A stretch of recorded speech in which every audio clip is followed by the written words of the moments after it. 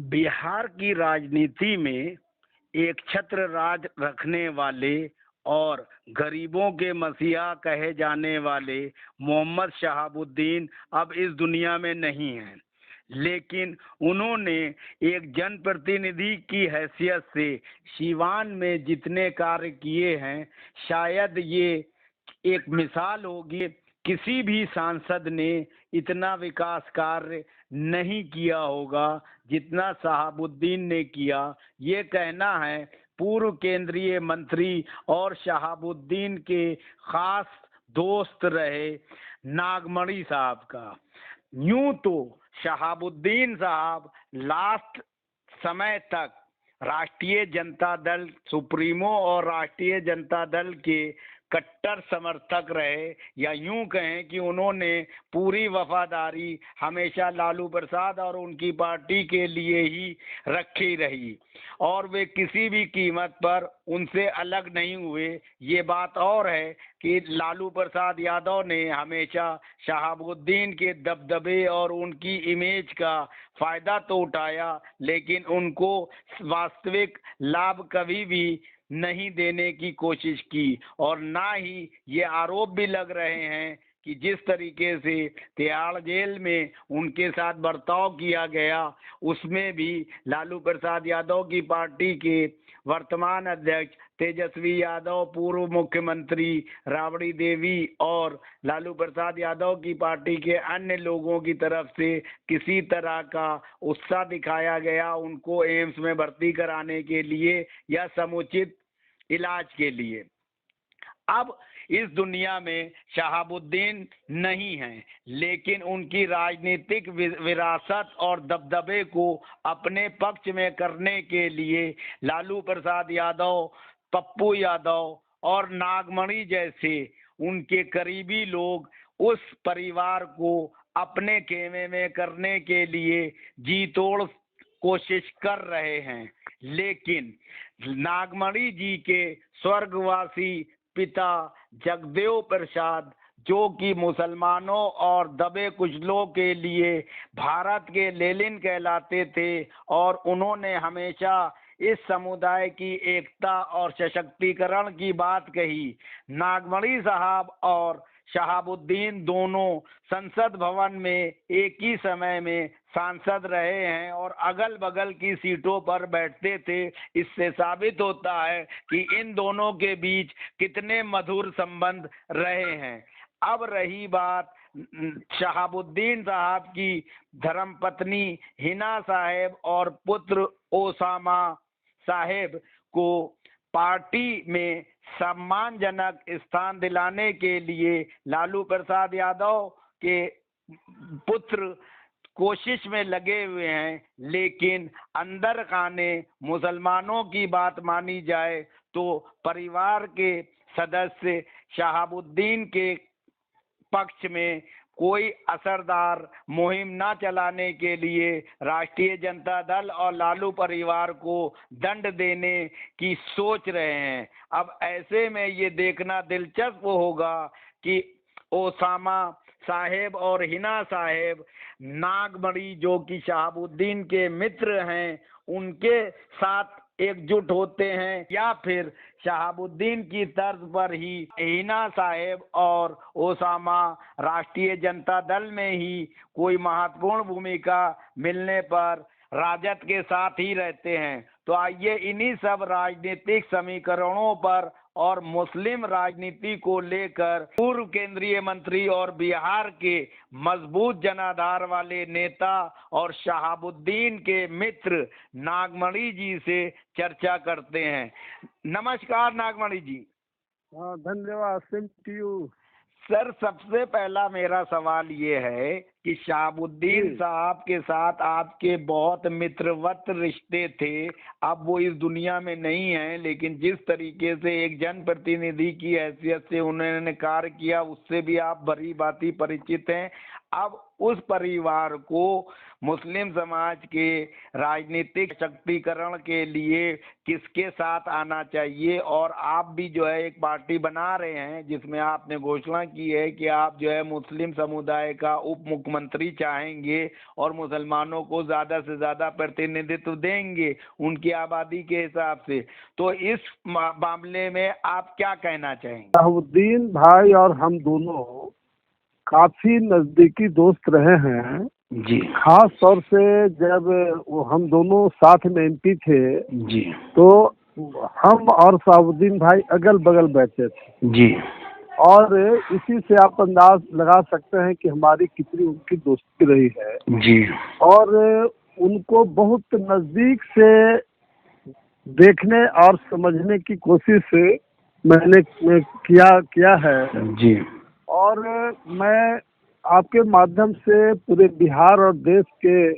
तमाम लोग को ये बताना चाहता हूँ कि शहाबुद्दीन साहब के बारे में 99% गलतफहमी जी लोगों में फैलाया गया मीडिया के माध्यम से जी और जो तथाकथित जो उनके विरोधी थे जी वैसे लोगों के द्वारा गलतफहमियां फैलाई गई है। जी जबकि सच्चाई है कि शहाबुद्दीन साहब को कुछ पॉइंट पे हिंदुस्तान का सबसे ज्यादा लोकप्रिय सांसद और कर्तव्यनिष्ठ सांसद के रूप में आप उनको तगमा दे सकते हैं। जी इन्होंने पूरे देश के पैमाने पर जितने भी सांसद हैं जी सिर्फ सिवान के सांसद शहाबुद्दीन साहब ने जी स्पष्ट रूप से जो वहाँ खास करके जो लोग डॉक्टर के यहाँ जाते थे जी बड़े पैमाने पर डॉक्टर मनमानी तरीके से फीस लेते थे जी लेकिन इन्होंने एक बहुत लमसम कम अमाउंट का जी फिक्स कर दिया था सिवान में जी कि कोई डॉक्टर इससे ज्यादा फीस नहीं ले सकता है। जी ये हिंदुस्तान में पहला शहाबुद्दीन साहब सांसद के रूप में उनका कंट्रीब्यूशन माना जाएगा जी जो एक बहुत बड़ी आम जनता के हित में था। जी उसी तरह से उस जिला में जितने भी सरकारी फंड जो होते थे जी जितने भी सरकार चाहे केंद्रीय योजना हो या राज्य सरकार की योजना हो जी सभी योजनाओं में पूरे देश के बारे में मैं कह सकता हूँ। मैं खुद सांसद था दो बार जी और मैं देखा है नजदीक से कि बहुत हमारे प्रेशर देने के बाद जी जो वहाँ का डीसी और डीएम था जी वह 22% पहले कमीशन सांसदों का काट लेता था इस सरकारी पदाधिकारी जी और मैंने बड़ा जोर लगा करके डांट डपट करके मैंने 15% पर एग्री किया जी क्योंकि अगर 15% पर एग्री हम नहीं करते जी तो पदाधिकारी सरकारी पदाधिकारी का ऐसा माफिया गिरी चल रहा है पूरे देश में जी जो कोई भी जो योजना था उसको पास ही नहीं करता। जी तो उस मामले में शहाबुद्दीन साहब को लोहा मानना चाहिए पूरे देश के लोग को और आम जनता के हित में उन्होंने एज ए सांसद जी अपने जिला में जितने भी कार्य हुए जी सभी कार्यों में एक नया पैसा भी कोई कमीशन कोई पदाधिकारी लेने के लिए नहीं ले रहा था। जी ये शहाबुद्दीन साहब का बहुत बड़ा कंट्रीब्यूशन रहा है। अच्छा एक चीज बताइए जहाँ तक बातें हैं इनका जो कोरोना पॉजिटिव की बात जो चर्चा में है जी ये आज सबके सामने आ गया कि वो उनको कोरोना नहीं था जी एक पाकिस्तानी जो आतंकवादी था उसको कोरोना हो गया था जी और उनके बाद में वो जबरदस्ती रखा गया जी जिसके चलते शहाबुद्दीन साहब को कोरोना हुआ जी और उसका ट्रीटमेंट शहाबुद्दीन साहब का चूंकि 4 बार सांसद रहे हैं जी एक चर्चित नेता हैं देश के रहे हैं जी और उनको एक मामूली हॉस्पिटल में भर्ती कर दिया गया जी और बिल्कुल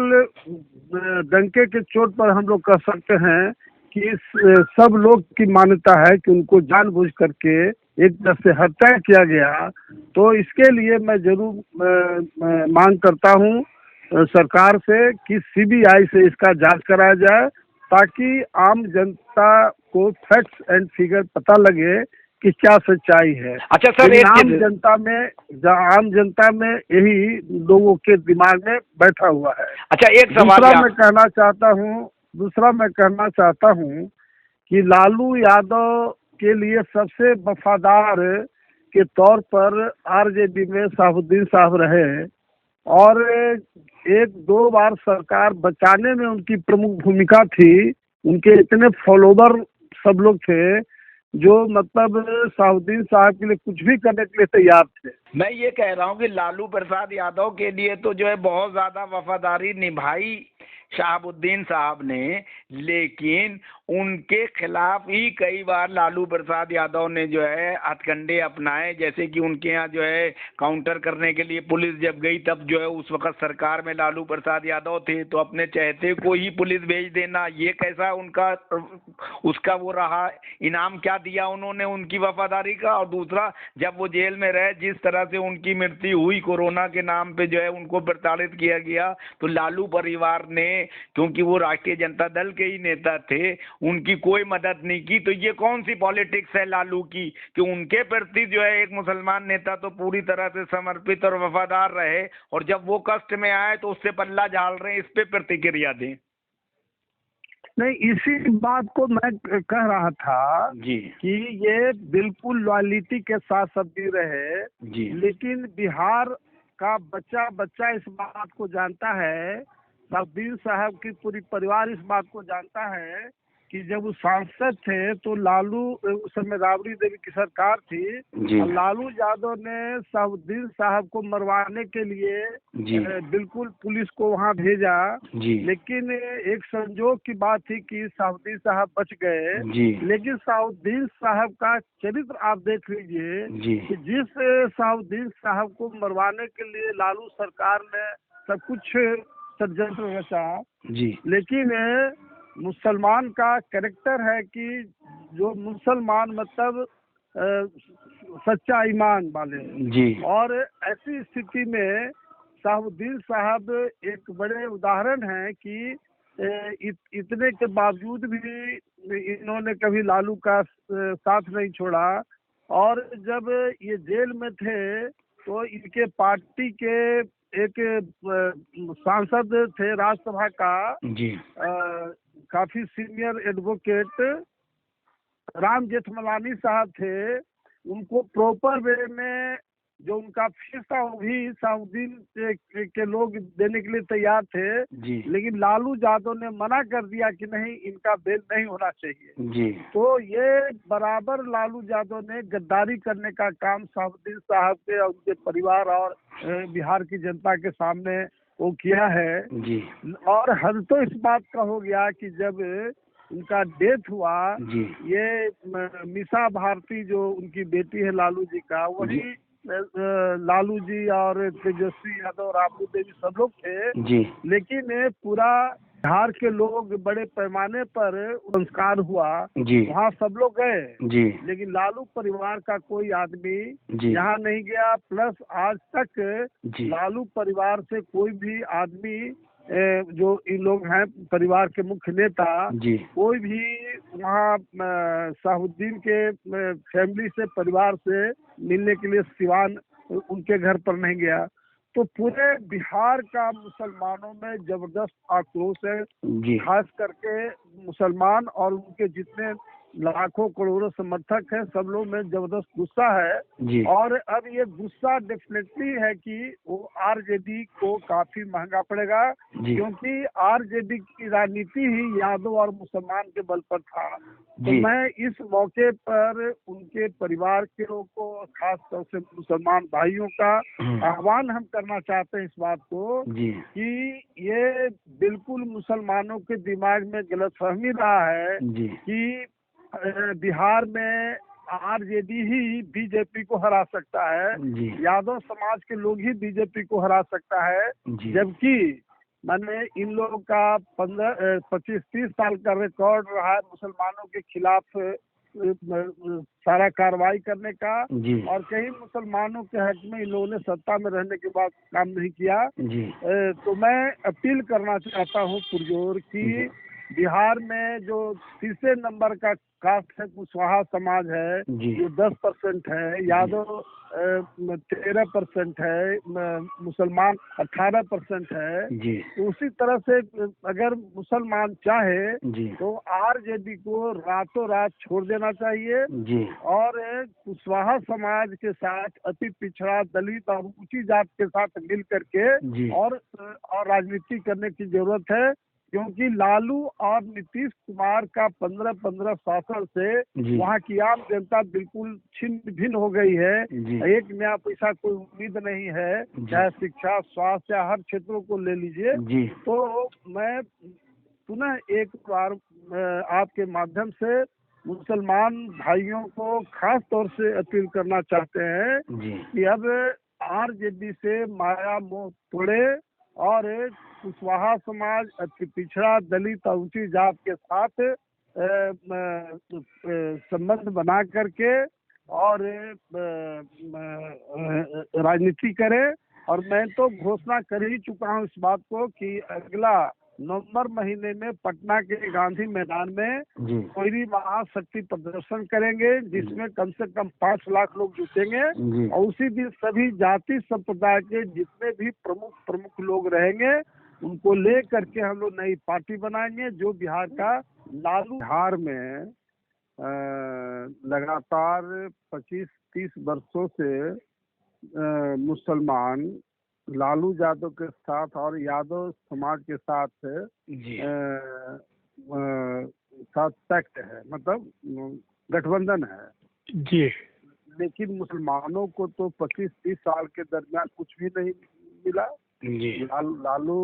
और आरजेडी की ओर से एक, जबकि मुसलमानों के बल पर उसकी राजनीति चल रही है। बिल्कुल सही। मुसलमान छोड़ देगा आरजेडी का, जी आरजेडी का नामो निशान एक तरह से मिट जाएगा, क्योंकि एक वोट से तो कोई महज दूसरा यादव के साथ दूसरा कोई कास्ट बिहार में नहीं है। जी ठीक है, तो हम ये कहना चाहते हैं नक्सल में कि 25-30 वर्षों से मुसलमान आरजेडी के साथ गठबंधन में है, लालू यादव के साथ है, लेकिन लालू ने तो कुछ किया नहीं। तो मुसलमानों को जरूर सोचना चाहिए इस बात का कि जो तीसरा मेजर कास्ट है कुशवाहा, जो 10% है, अति पिछड़ा दलित और ऊंची जात के साथ क्यों नहीं मुसलमान राजनीति करता है, ताकि मुसलमानों का जो हक हिस्सा है प्रॉपर वे में वो मिल सके। क्योंकि 25-30 साल तो देख लिया आरजेडी को, तो कुछ नहीं किया। ठीक है जी तो ये इस सेंस में जो हम लास्ट में नहीं बोले हैं, ताकि मुसलमान जिसके साथ जाएगा, देखिए उसको ही बोले थे कि मुसलमान जिसके साथ जाएगा, अगर यादव के साथ जाता है तो बीजेपी का विकल्प बन जाता है, उसी तरह से कुशवाहा और दलित पिछड़ा के साथ मुसलमान जाएगा तो वो बीजेपी का विकल्प बन जाएगा। तो मुसलमान एक तरह से डिसाइड करने वाला कौम है बिहार में कि जिसके साथ मुसलमान जाएगा वह बीजेपी का विकल्प बनेगा, है ना। और इसमें कोई बहस तो है नहीं कि बीजेपी तो दुश्मन नंबर 1 है, बीजेपी को समाप्त करना पहला काम है।